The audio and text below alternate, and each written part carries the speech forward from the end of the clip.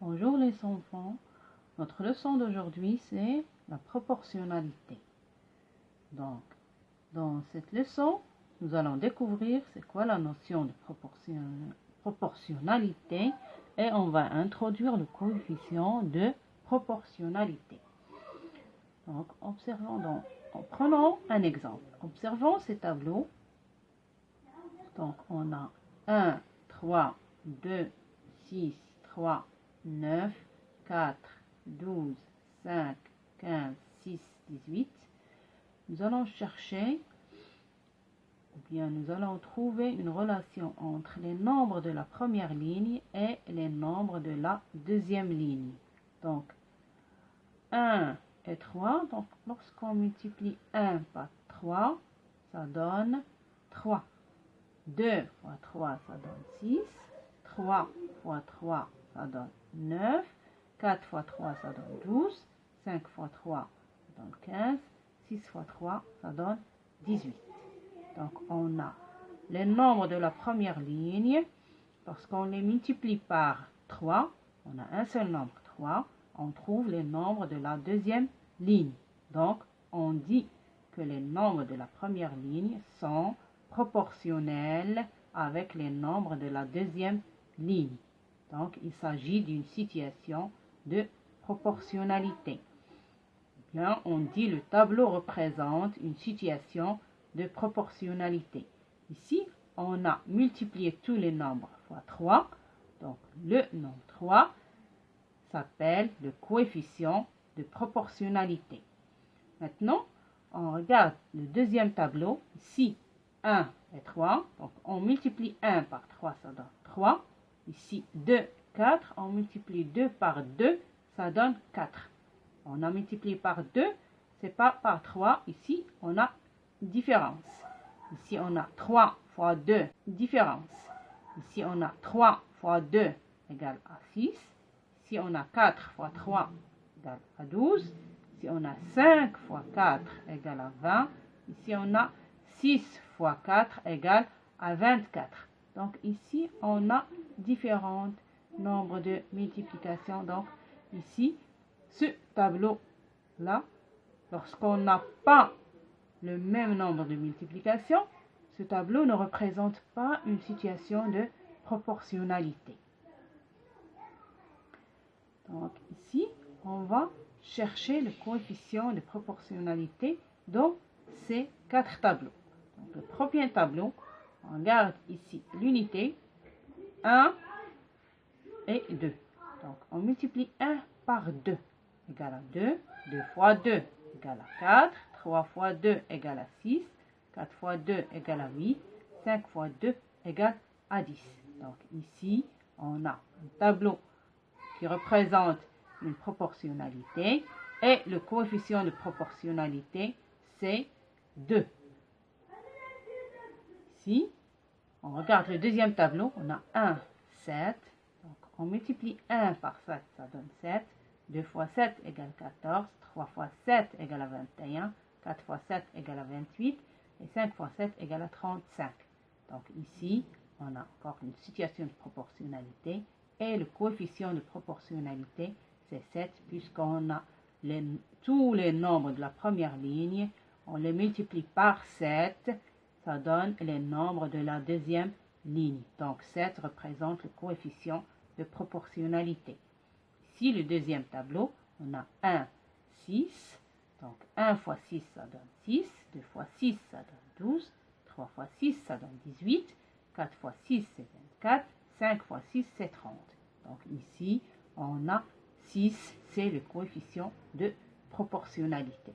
Ici, on a 1 fois 4, ça donne 4. 2 fois 4, ça donne 8. 3 fois 4, ça donne 12. 4 fois 4, ça donne 16. Et 5 fois 4, ça donne 20. Et ici, le coefficient de proportionnalité, c'est 4. Et lorsqu'on part du deuxième ligne pour trouver la première ligne, on fait la division. Ici, on a 20 divisé par 4, ça donne 5. Et 5 multiplié par 4, ça donne 20. Donc 20 divisé par 4, ça donne 5. On a ici l'inverse de la multiplication, c'est la division. ici, regardons ici, on a le tableau. Ici, on a 1, 4. Lorsqu'on multiplie 1 fois 4, ça donne 4. Coefficient de proportionnalité, c'est 4. Lorsqu'on part de la deuxième ligne pour trouver la première ligne, on dit 20 divisé par 4, ça donne 5. Ici, c'est l'inverse de la multiplication. La flèche ici, on part de la première ligne à la deuxième ligne, on fait la multiplication. Ici, lorsqu'on part de la deuxième ligne à la première ligne, on fait la division. Ici, lorsqu'on a une situation de proportionnalité, on a encore une proportionnalité entre les deux colonnes ou bien entre les trois. Ici, on fait 1 plus 2 égale à 3. Donc ici, on a la première colonne plus la deuxième colonne, on fait égal à 3. Et les nombres qui le correspondent, ici, on a 4 correspond à 1, plus 8 correspond à 2, égale à 12, on a 12 correspond à 3. Donc ici, on additionne les deux colonnes du tableau et les nombres qui leur correspondent, on a une somme qui correspond à la première, qui est proportionnelle à la première. Encore, on fait 8 fois 2 égale à 16. Donc on dit ces nombres sont proportionnels.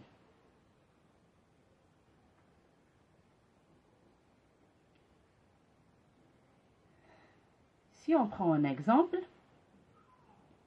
on a le prix d'un livre de maths est 65 dirhams. On cherche le coefficient de proportionnalité et on complète le tableau. Ici, on n'a pas ici les nombres. On a ici des trous. On cherche à trouver ces trous. Ici, nombre de. On a le nombre de livres. Ici, on a 1 et le prix en dirhams, c'est 65. Donc, on multiplie 1 par 65, ça donne 65. Ici, on veut trouver ce nombre, on le multiplie 4 par 65 et on trouve 260. Ici, on a le prix, c'est 390. Et pour chercher 6, on fait 390 divisé par 65, ça donne 6. Et même 520 divisé par 65, ça donne 8. Ici, on a le nombre de livres 9. On le multiplie par 65 pour trouver 585. Donc, pour trouver les valeurs manquantes, on cherche la valeur d'une unité, puis la multiplier par la quantité désirée. Ici, on représente une situation de proportionnalité en graphique. Prenons un exemple. Le périmètre P d'un carré est proportionnel à son côté C, puisqu'on a P égale à 4 fois C. On représente graphiquement le périmètre en fonction du côté. Donc, ici, on choisit des valeurs pour le côté, puisqu'on a P égale à 4 fois C. On représente graphiquement le périmètre en fonction du côté. Donc, ici, on choisit des valeurs pour le côté C et on calcule les valeurs correspondantes du périmètre P. Ici, on a côté C. Lorsqu'on a 1 cm, on cherche le périmètre du carré. Donc, 1 fois 4, ça donne 4. Lorsqu'on a 2 cm, la mesure de longueur du côté 2 cm, on le multiplie par 4, ça donne 8. Lorsqu'on a 3 cm, on le multiplie par 4, ça donne 12, c'est le périmètre du carré. Et 4 cm, c'est la mesure du côté, on le multiplie par 4 et on trouve le périmètre du carré, c'est 16. On place les points dans un repère comme suit. Ici, on a le graphique. Donc ici, on représente les mesures du côté. Et ici, on représente les mesures du périmètre. Lorsqu'on a 1 cm, ici on a 1, 2, 3, 4, 5 cm. Et ici, les mesures des périmètres. Lorsqu'on a 1 cm, donc on multiplie 1 fois 4, ça donne 4. Donc on projette ici, et on fait le point d'intersection de 1 et 4. Ici, on a le code 1, 4. 1, 4, et on trace le point. Ici, on a 2, 8. 2, 8, on trace le point de 2, 8, le code de 8. Ici, 3, on trace 3, 12. On trace le point 3, 12.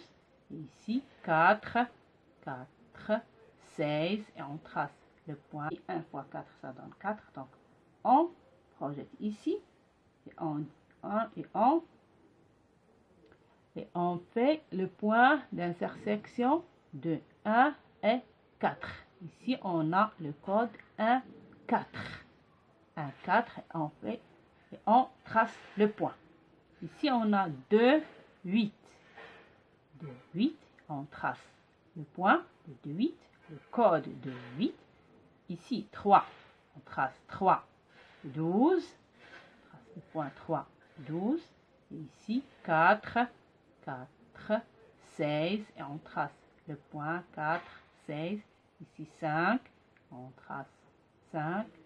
Le point 5, 20. Lorsqu'on trace les points, on trace la ligne qui relie ces points. Donc, en représentant une situation de proportionnalité dans un repère, on obtient les points alignés avec l'origine. L'origine ici, c'est 0. L'origine du repère, une ligne passant par le point O. Donc, lorsqu'on trouve une ligne passant par le point 0, on dit qu'on a une situation de proportionnalité. Donc, merci de votre attention et à bientôt.